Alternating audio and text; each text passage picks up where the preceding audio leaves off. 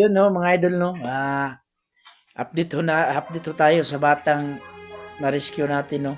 Yung dinala ko sa aming bahay no. So, ayun, kagagaling lang namin dun sa lungsod no at pinagupitan ko siya. Tingnan niyo, ang gwapo pala ng batang to. Oh, napagupitan na natin siya, Lods. Yun, pinagupitan natin at yun magkasya naman sila ng mga damit ng anak ko no. So, yung ibang damit ng anak ko, binigay ko sa kanya. So, ito na ako. Hanapin natin kung saan talaga ang magulang nito, no? So, yun. Naalala na niya ang pangalan ng kanyang ama. No? Sige, pangalan si mong Papa dong? Arnel? Yung mama? NN? So, yun mga lods, may naalala na siya kunti no, na medyo nawala na yung trauma niya sa kanyang sa pinagdaanan niya no. So ayun, may clue na tayo. So bukas mga lods magsisimula na akong maghanap sa pamilya nito no para maibalik na natin siya kasi kawawa na. Gusto na kamuli sa inyo dong? Gusto na niya umuwi sa kanya no, sa kanilang pamilya kasi namimiss na siguro niya yung mga magulang niya. So, mahirap lang nito mga idol. Hindi niya alam kung taga saan siya kasi nalimutan siya. Ano, bundok ba yung sa inyo, Dong? Yung bukid niyo ha? Ang bahay doon nila doon sa bukid. So, yung mama at ang mga magulang siguro nito magsasaka kung sa trabaho sa mga papa yun nasa bukid lang din yung ama niya nagtatrabaho no. So kaya siguro huwag ka mag-alala dong nahatid kita doon no at hanapin natin yung mama at papa mo no para makauwi ka na. So, hanggang hindi pa natin nahanap mga lods, no? Dito lang muna to sa bahay. So, medyo nakapag-adjust naman to kunti, no? Yung magkasundo sila ng anak ko kasi magkasing edad lang siguro to sila. So, yun. Mukhang malayo yung bundok yung tinitirhan ito. Kaya siguro siya na naalala kung saan. Yung naalala lang niya yung pangalan ng kanyang ina. Tama. So, sana mga idol, ipagdasal nyo no, na sana mahanap natin kaagad yung pamilya nito. Kasi, sobrang hirap na yung dinanas siguro ng ina nito. So, yun mga idol no, palagi nyo sanang subaybayan ng aking video no, ang panoorin nyo hanggang sa dulo. So, yun, pakisupport ho mga idol yung FB page natin no, George Kumpog Jr. Pwede nyo akong i-PM dyan at mag-message kayo no kung ano yung mga comment nyo, ano yung masasabi nyo at yun yung mga komentaryo nyo sa mga video natin.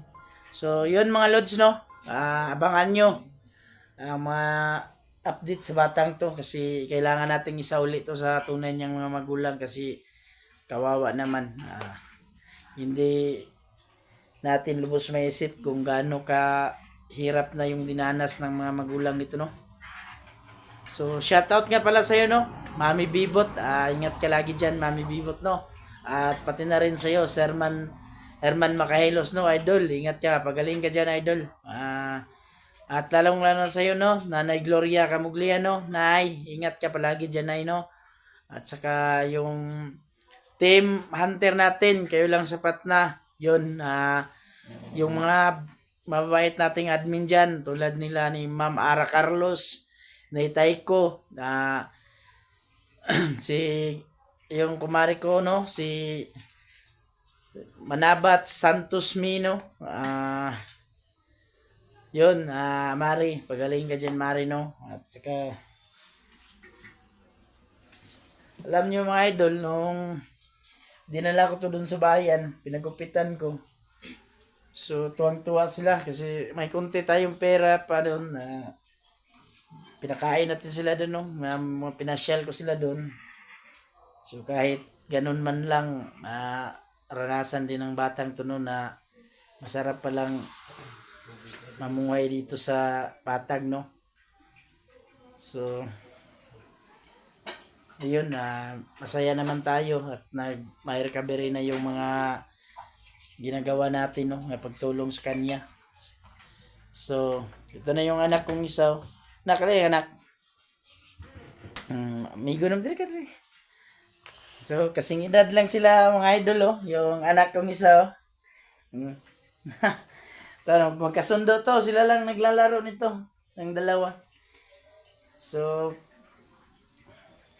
pero kung hindi talaga natin mahanap ang mga magulang nito, dito na lang talaga to sa bahay. Madadagdagan yung anak ko. 3 na. Siya ka ano. So, yun.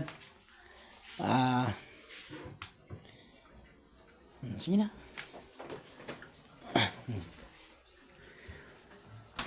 Ikaw, pagdula na mo dito ka. Dula na mo. So yun mga idol, salamat na rin tayo, no. At sa murang edad ng batang to na rescue natin. So kailangan pa rin nating may balik yung confidence sa kanyang sarili, no. Kasi unti-unti nang nawawala yung trauma niya. So sana patuloy ang progress, no. At patuloy talaga yung recovery niya. So samahan nyo mga idol, at sana ipagdasal nyo na mahanap na natin yung pamilya ng batang to. So hindi tayo mag-expect mga lods na madali nating mahanap, no, kasi napakalawak ng mga bundok dito. So hindi natin alam kung saan banda to. So ipagtanong lang natin. Kasi may nakausap ako kanina mga idol doon na yung mga dating kaibigan natin, may isang bata daw na nawawala doon sa kabilang baryo, no. So pupuntahan natin, magdadala tayo ng picture ng batang to kung baka sakali nga ito na yun hinahanap nila. So makipag-coordinate tayo doon, no. So aga tayong lalakad bukas kasi medyo malayo din yun. So, I hope sana na yun ang mga magulang niya, no. So, mamimiss din natin ang batang to kasi sa murang edad dito sa bahay, marunong nang maghugas ng mga pinggan to. Yun kahit sa sandaling panahon lang dito yun nanitili to sa bahay, pero medyo napalapit na din sa atin mga lods, no, yung kalooban din natin. Kasi ayun, naglalaro sila ng anak ko kasi magkasing edad lang. Pero hindi naman natin pwedeng pigilan yan kasi may mga totoong magulang din to. So I hope mahanap namin talaga. So yun mga idol, no. Sana samahan nyo kami hanggang dulo, no. At yung mga video natin, sana panoorin nyo mga idol. Huwag sana nyo i-skip yung mga ads namin, no. So, yung malaking tulong na ho yan sa amin mga idol. So, shoutout nga pala sa iyo, no. Ate Dina de Guzman, no. Ate Dina de Guzman, maraming salamat ate, no. At sa iyo din, Mari Joy Mix Vlog, no. Ingat ka palagi dyan, Mari. Yun, yung mga magigiting nating mga tagapagsubaybay, no, yung mga silent viewers natin dyan, shout out sa inyo lahat dyan. At sa yung Ma'am Belisa Lumbad, no, ma'am, ingat ka palagi dyan, isang masugid nating taga-subaybayan, no.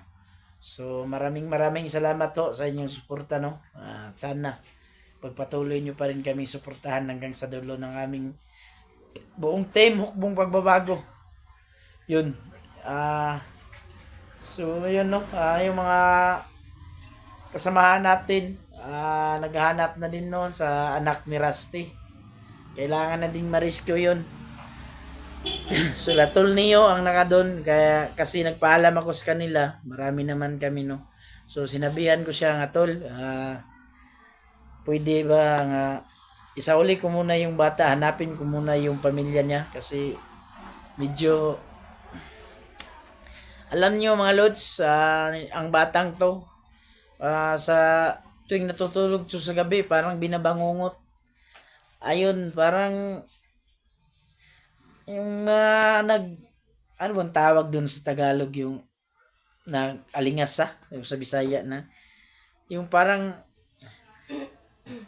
yung hindi siya mapakali ba? Parang binabangungot talaga siya at sumisigaw na kung minsan umiiyak, ganyan na. So, minsan na napaisip na niya ako, no, grabe siguro pinagdaanan ng batang to.